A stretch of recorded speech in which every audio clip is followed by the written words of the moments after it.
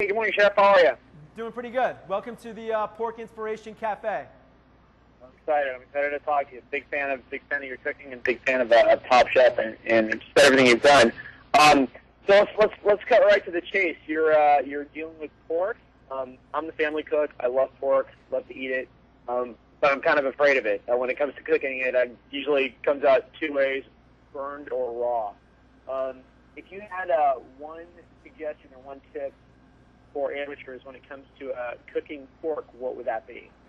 Sure. Well, one, don't be afraid of pork. But I totally understand what you're saying, you know. And I'm here cooking recipes all day at the Inspiration Cafe and partnering with America's pork producers. I'll demo a dish for you, a pork chop, and then show you a few other dishes that we're going to be doing today. And besides that, you can go to porkbeinspired.com or go to Pork Be Inspired Facebook page. There'll be other recipes there as well. And when you head down to the website, besides getting some tips on cooking pork, seeing the recipes that I'm doing here, will be inspiring other people as well, because every time someone clicks on the website today, we're donating one of 125,000 meals for Feeding America. So great cause if you head on down to the website. But right to your question, what are some of the tips about cooking pork and making sure that it's not either burnt or raw? Which you're a serious cook. I don't believe that every time you cook pork it's burnt or raw, by the way. I think you're being a little too Richard Blais on yourself. Oh, yeah. A little bit. So right here, I'm kind of talking about the iconic pork chop, which for me as a kid really reminds me of pork chop, applesauce, macaroni and cheese. Something my mom would make for me a lot, and she, just like you kind of described, would most often burn the pork chop. And I think that's sort of unfortunate that some of us have those memories. But what I've done here is I've taken the pork chop and I'm brining it. And the reason that we brine ingredients is to kind of make them more inherently juicy, and also obviously infuse some flavor to it. So in this brine, and again sort of playing off the pork chop and applesauce, I'm going to be pairing it with pears. No one ever laughs at that, so that's okay. I'm used to it. I should just stop saying it, actually. But so pear juice is going to give it a little bit of sweetness. There's some salt in here in the brine, and then there's a ton of spices, so some cinnamon and rosemary and sage and peppercorns and celery seed, some mustard, and obviously the salt. Again, that's going to make the pork chop juicier, and it's going to infuse all of these flavors to it. So even if you just do this, while you're cooking at home, even if you just brine, a pork chop about this size for an hour, the benefits of that are going to be tremendous. So, I really advise, brining at every step of the way if you can do it, if you want to do it. So here I have the pork chop that's been out of the brine and drying a little bit, and then I've taken it from drying to the pan. So over here, I'm starting the pork chop, and I've started it with a little bit of lard, and don't be afraid of the lard. I'm only saying that because you mentioned being afraid earlier.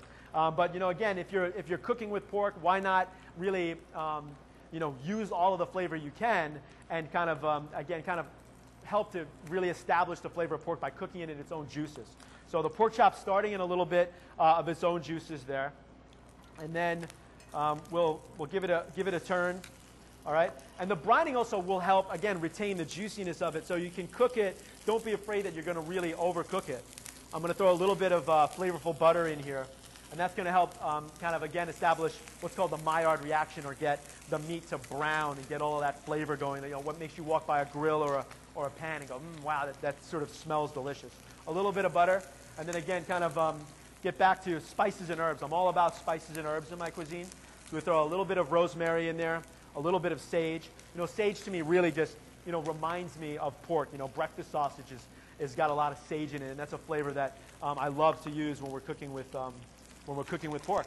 And then here, this is kind of a neat tip. As the chop is in the pan, you can kind of see what's going on there. But to kind of retain its juices, you really want to baste that chop, and pay a lot of care to it. And this is what's happening in the 3-star restaurant, where maybe at home some people who aren't classically trained, just kind of pop that in the oven or leave it on the stove to burn. Here we're really caring for it. And every time we ladle a little bit of this lard and butter mixture over these herbs in this pork chop, you can kind of see that. I hate to use the word romantic, but I kind of feel like that's romantic. And then that makes it really, again, kind of infusing the pork with all the flavors of the brine, and as well all of the flavors of the herbs. I said it's with pears and macaroni and cheese. And you're a dad, right? Your blog's DadCentric, right? Yeah. So yeah, like, definitely. I have 2 little girls, and I'm always trying to figure out a way to get them to eat vegetables. And you know, one of the ways to me is really neat. My kids love macaroni and cheese, but I don't love all of the, you know, the cream and the bechamel that would traditionally go into macaroni and cheese. So with this recipe, I've taken cauliflower, cooked it, pureed it, and kind of used the cauliflower puree as the base to the macaroni and cheese. So I'm kind of, you know, sneaking in vegetables, you know, when I can for my kids. Yeah, and I wanted to ask you a little bit about your kids, because one of the things that was actually really striking about the past season was you were doing this very intense competition, and your wife was expecting your second child. So how difficult was it to kind of keep your focus and to, you know, not have your thoughts back home to your family? Sure. I mean, really hard when you're, you know, for one, every time I've gone on Top Chef, my wife's been pregnant. So it's, right. I don't know how that happens. It's just, if I go on again, I'll have another child. That's kind of how it works for some reason. You know, you go away and you're really sequestered for a long amount of time, you know, 6 or 7 weeks. And, you know, my wife is in her first trimester. And honestly, it's harder for her than it is for me, but definitely difficult to kind of maintain, like, your mental focus when, you know, naturally your thoughts are always going to be at home and with your family. So it's definitely a challenge, but you know, more of my wife's challenge, and if she wasn't so strong, you know, it wouldn't be something that I would have been able to do either time, quite honestly. Right. And one of the things that I liked about this season is I really kind of felt that maybe a little bit more than the others, you got the sense that there was a real respectful bond, I think, between most of you guys there. We eat at Rich Sweeney's our gang here in San Diego a lot, and got to know him. He's always kind of quick to point out that what you see on camera, a lot of the drama and some of the infighting doesn't really show the whole story. Did you find that maybe this time around there was a little bit more of a, you know, camaraderie between you guys? I mean, first, I think what you see on the show definitely is, you know, real. I mean, I think that the production that goes in the show, you know, you see things right. that really happen. I think, of course, like when you're consolidating 24 hours worth of footage into a 45-minute TV show, you're going to, you know, lose some context here and there.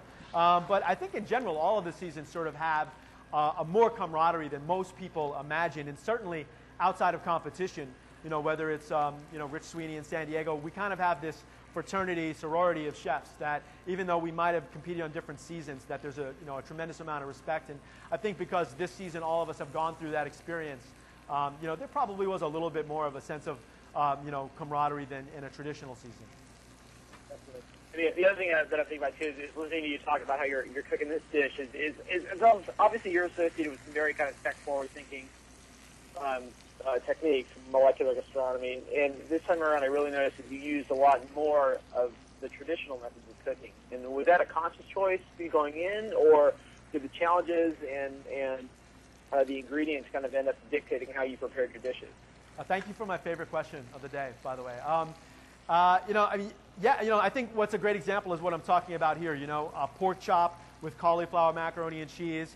You know, a pork bolognese with pasta. You know, this ham schnitzel with an egg that's cooked, you know, a soft poached egg with some whipped maple, which is made with a really interesting ingredient. All of this food to me really represents, you know, what my true style is, and that's traditional food that's kind of taken to the next step, but that never loses, you know, respect for the traditional. You know, there's a reason why pork chops and cutlets and bolognese are popular, because they're delicious. There's a reason why pork right. is an amazing ingredient, because it's tasty and delicious. And I think sometimes, you know, my food gets sort of characterized as being, you know, ultra creative. And it definitely was a conscious decision for me to come back and say, you know what, I can show you how to cook a pork chop in a pan using a brine.